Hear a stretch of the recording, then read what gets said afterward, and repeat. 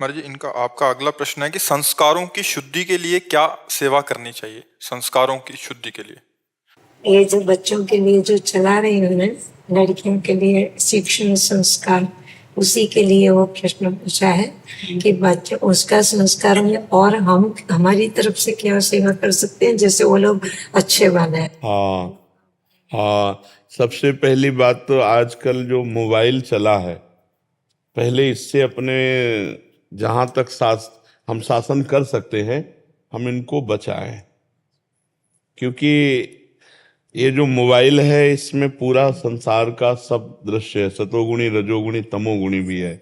अगर हम नए बच्चों को मोबाइल में छूट देते हैं तो मन बड़ा चंचल वैसे ही है, और उसमें कहीं भी कुछ भी ऐसा वैसा, तो जो हम देखते हैं जो हम सुनते हैं वही हमारा चिंतन बनता है, और जो हमारा चिंतन बनता है वही संकल्प बनता है, जो संकल्प बनता है वही क्रिया बनती है, और जो क्रिया अगर मलिन हुई तो फिर हमारा जीवन ही अपवित्र हो गया, संस्कार अपवित्र हो गया ना। तो हमारा देखना और सुनना और बोलना, इन तीन का साधना में विशेष महत्व है। इसलिए बोलने को तो अधिकतर मौन का आश्रय लेना चाहिए, और देखने में जब हम चलते हैं तो एक धनुष भर की भूमि को देख करके चलें, भगवान का चिंतन करते हुए इधर उधर के दृश्य को ना देखें, और मोबाइल से बचें। मोबाइल बहुत सहयोगी भी है अगर उसको हम संयम के द्वारा प्रयोग करें। तो जैसे बहुत दूर देश हमें सूचना पहुंचानी है या कोई घटना है तो हम तत्काल सूचना दे सकते हैं, और बहुत दूर देश में होता हुआ सत्संग हम सुन सकते हैं, भगवत चर्चा सुन सकते हैं, बहुत पॉइंट की बातें हमें मिल सकती हैं। लेकिन अगर हम थोड़ा सा भी ढीले हुए, अजितेंद्रिय हुए, तो हमारे लिए वो गलत व्यवहार भी कराने में समर्थ है, क्योंकि वो सब दृश्य उपस्थित कर देगा, सब बातें। तो उससे क्या होता है कि हम अपने साधकों की मानसिक धारा को संभाल सकते हैं। जैसे आज भी हमारे यहाँ वृंदावन में तटीय स्थान है, वहाँ आज भी बिजली का प्रयोग नहीं, मोबाइल का आप ऑन करके प्रवेश नहीं कर सकते, बिल्कुल साधुता। तो वहाँ जो 50 साधक हैं, सब प्रिया प्रीतम के अनुराग रंग में सब रज लगाए, और अपना सब जो है सावधानी से, अगर जरा भी चूक हो ना तो मन का बहुत फिसलने का स्वभाव है, वो फिसल सकता है।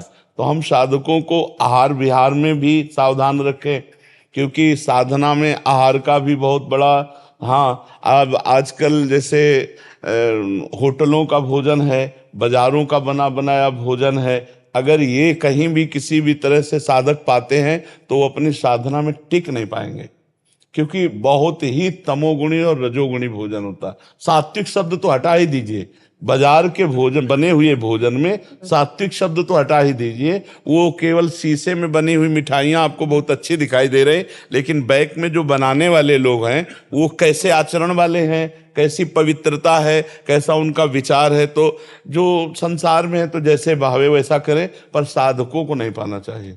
कलिकाल है, अगर ज्यादा बाजारू चीजें खाओगे, ज्यादा इधर उधर, तो बुद्धि भ्रष्ट हो जाएगी, केवल साधु का वेश रह जाएगा, नहीं तो नौटंकी नौटंकी रह जाएगी।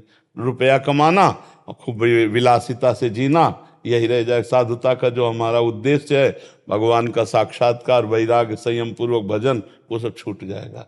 खान पान का बहुत बड़ा प्रभाव पड़ता है। माँ बाप ने ऐसे तो संस्कार दिए, आज तक कभी बाजार का होटल, तभी तो साधु बलि विराजमान हो आप ले, तो ऐसे साधु ऐसे मुड़ मुड़ा के भगवान के मार्ग में पूरा जीवन निर्वाह करना है। तो जब ऐसे संस्कार मिलते हैं ना, तभी आप जैसी विभूतियां होती हैं। संस्कार गुरु का आशीर्वाद। हाँ, संस्कार से ही तो आहार और हमारा संग और हमारा देखना सुनना बोलना, इन पर यदि संयम हो जाए तो संस्कार हमारे पवित्र बने रहेंगे।